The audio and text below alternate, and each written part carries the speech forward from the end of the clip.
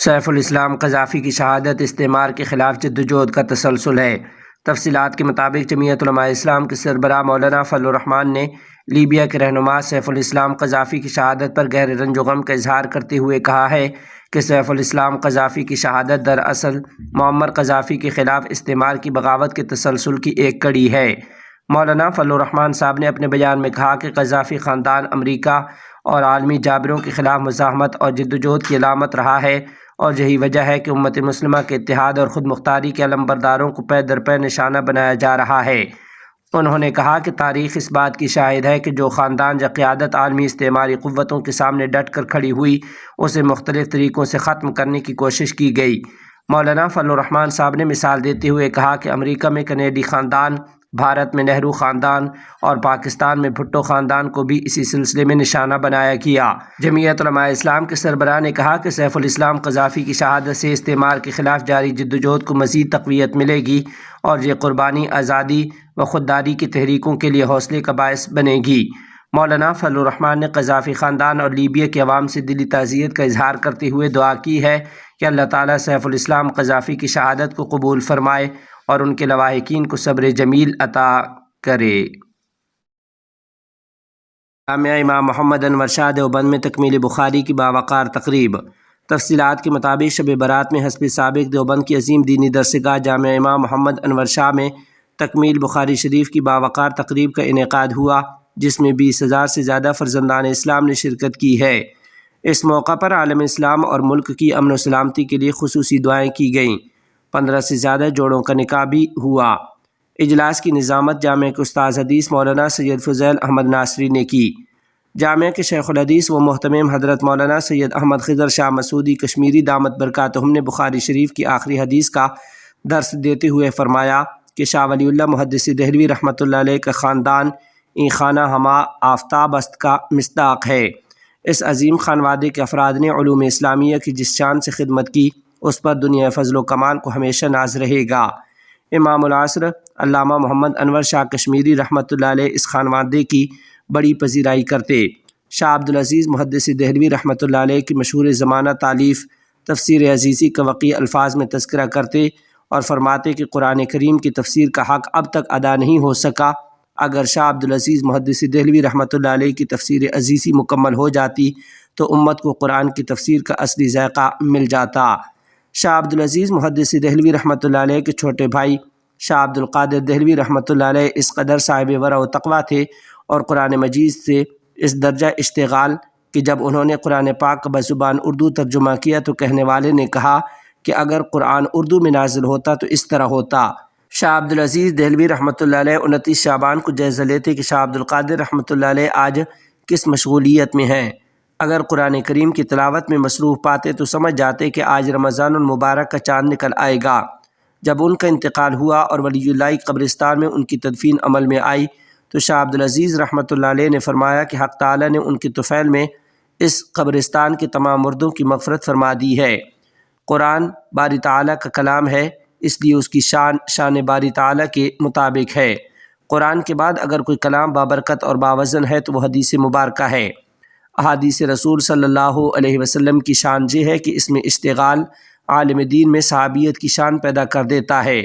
یہی وہ اشتغال حدیث تھا کہ امام الکشمیری کی وفات پر امیر شریعت مولانا سید عطا اللہ شاہ بخاری رحمۃ اللہ علیہ نے کہا تھا کہ صحابہ اکرام رضوان اللہ علیہ مجمعین کا قافلہ جا رہا تھا اور علامہ ایک صحابی تھے جو پیچھے رہ گئے تھے۔ یہ کتاب صحیح بخاری شریف جو امیر المؤمنین فی الحدیث امام محمد بن اسماعیل رحمۃ اللہ علیہ کی تالیف ہے، پیغمبر صادق و مصدوق صلی اللہ علیہ وسلم کے ارشادات و ملفوظات کا مجموعہ ہے۔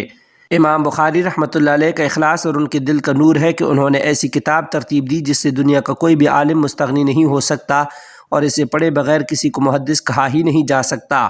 شیخ الحدیث حضرت شاہ صاحب مسعودی دامت برکاتہم نے حدیث پر کلام کرتے ہوئے کہا کہ قیامت کے دن ہر انسان کے اعمال کا وزن ہوگا۔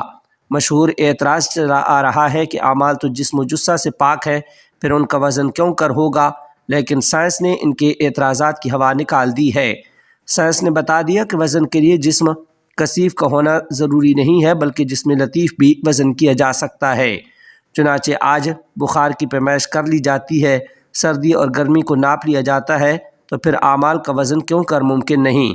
وہ تو قادر مطلق اور سلطان العالمین احکم الحاکمین ہیں۔ شاہ صاحب دامت برکاتہم نے مزید فرمایا کہ اللہ تعالیٰ کی شان کبریائی کے جلوے ہم ہر روز دیکھتے ہیں۔ معمولی چیز کے بڑے نتائج دکھانا اللہ تعالیٰ کا ایک ادنا سا کرشمہ ہے۔ پانی کا ایک قطرہ ناپاک، کون کہہ سکتا تھا کہ اسی سے رستم اور سہراب بھی پیدا کرے گا، اسی سے رازی و غزالی بھی پیدا کرتا ہے، اور اسی سے محدثین اور فقہا پیدا ہوئے۔ اللہ تعالیٰ ہر چیز پر قادر ہے۔ شاہ صاحب دامت برکاتہم نے مزید فرمایا کہ امام بخاری رحمۃ اللہ علیہ نے اخیر میں یہ حدیث کلمتان حبیبتان لا کر معتزلہ اور گمراہ فرقوں کا پرزور رد کیا اور رہتی دنیا تک کے لیے اہل علم کو تلقین کی کہ فتنے ہر زمانے میں آئیں گے، کبھی پرانے لباس میں اور کبھی نئے روپ میں۔ ان کا تعاقب کبھی بند نہ کیا جائے اور ان سے صرف نظر نہ کیا جائے۔ شیخ الحدیث شاہ صاحب نے عالمی سیاست پر بھی روشنی ڈالی اور فرمایا کہ اس وقت دنیا تیسری جنگ عظیم کے خطرات سے دوچار ہے۔ امریکہ کے صدر جس طرح کی زبان استعمال کر رہے ہیں وہ بلا شبہ غیر آئینی، غیر جمہوری اور غیر اخلاقی ہے۔ دوسرے ملکوں کے معاملات میں مداخلت ان کا طرز امتیاز بن چکا ہے۔ کسی کو دھمکا دیا، کسی کے وسائل پر قبضہ کر لیا تو کسی کو صدارتی محل سے اٹھا لیا اور کسی کی اینٹ سے اینٹ بجا دی۔ یہ صورتحال عالم انسانیت کے لیے بڑی دردناک ہے۔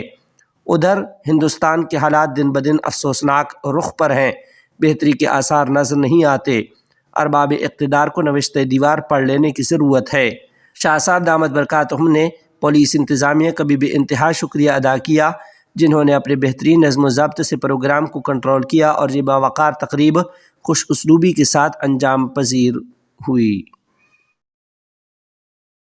نجی زمین پر عبادت بنیادی حق۔ الہ آباد ہائی کورٹ کا یو پی پولیس کو دو ٹوک پیغام۔ جمعیت علماء ہند کا خیر مقدم۔ تفصیلات کے مطابق جمعیت علماء ہند کے صدر مولانا محمود اسد مدنی نے الہ آباد ہائی کورٹ کے حالیہ فیصلے کا پرزور خیر مقدم کرتے ہوئے کہا ہے کہ یہ فیصلہ آئین ہند کے آرٹیکل 25 کے تحت حاصل مذہبی آزادی کی واضح اور غیر مبہم توثیق ہے۔ مولانا محمود مدنی کے مطابق حالیہ عرصے میں ملک کے مختلف حصوں خصوصاً اتر پردیش میں محض نماز یا دیگر مذہبی اجتماعات پر FIR درج کی گئیں اور گرفتاریاں بھی ہوئیں، جس سے عبادت کو بلا جواز امن و امان کا مسئلہ بنا کر پیش کیا گیا۔ انہوں نے کہا کہ ہائی کورٹ کا فیصلہ ایسی کارروائیوں کے خلاف ایک سخت آئینی تنبیہ ہے اور یہ واضح کرتا ہے کہ بنیادی حقوق کو انتظامیہ کی ثوابدید پر محدود نہیں کیا جا سکتا۔ ہائی کورٹ نے اپنے فیصلے میں کہا کہ شہریوں کو اپنی نجی ملکیت میں بغیر ریاستی اجازت کے مذہبی عبادت یا دعائیہ اجتماع منعقد کرنے کا پورا حق حاصل ہے، بشرطے کہ یہ سرگرمی عوامی سڑک یا سرکاری مقام تک نہ پھیلے۔ ضرورت پڑنے پر پولیس کو مطلع کرنا ہوگا، جبکہ شہریوں کی جان و مال اور حقوق کا تحفظ ریاست کی ذمہ داری ہے۔ مولانا محمود اسد مدنی نے رمضان المبارک کی آمد کے پیش نظر امید ظاہر کی کہ اتر پردیش پولیس غیر آئینی اقدامات سے گریز کرے گی اور لوگوں کی عبادت میں خلل نہیں ڈالے گی۔ انہوں نے ذمہ داران کو مشورہ دیا کہ فیصلے کی کاپی اپنے پاس محفوظ رکھیں۔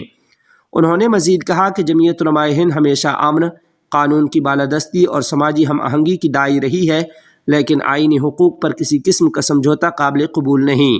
اگر عدالتی فیصلوں کے باوجود مذہبی آزادی پر قدغن لگانے کی کوشش کی گئی تو تنظیم آئینی اور قانونی راستہ اختیار کرنے سے گریز نہیں کرے گی۔ مولوی امیر خان متقی سے ترکیہ کے نئے سفارتی مشن کی سربراہ کی تعارفی ملاقات۔ تفصیلات کے مطابق جمہوریہ ترکیہ کے نئے مقرر کردہ سفارتی مشن کے سربراہ سعدن نے کابل میں وزیر خارجہ مولوی امیر خان متقی سے تعارفی ملاقات کی ہے۔ باختر نیوز ایجنسی کے مطابق ملاقات کے دوران دونوں فریق نے افغانستان اور ترکیہ کے درمیان دو طرفہ تعلقات کے فروغ پر تبادلہ خیال کیا۔ مولوی امیر خان متقی نے جمہوریہ ترکیہ کو افغانستان کا قریبی دوست قرار دیتے ہوئے کہا کہ کابل اور انقرہ کے درمیان تعلقات میں مسلسل بہتری آ رہی ہے۔ انہوں نے ترکیہ کے نئے سفارتی مشن کی سربراہ کے لیے نیک تمناؤں کا اظہار بھی کیا ہے۔ اس موقع پر سعدن آئی نے بھی دونوں ممالک کے درمیان تعلقات کو مثبت قرار دیتے ہوئے افغانستان اور ترکیہ کے مابین اقتصادی اور صحت کے شعبوں میں تعاون کے فروغ پر زور دیا ہے۔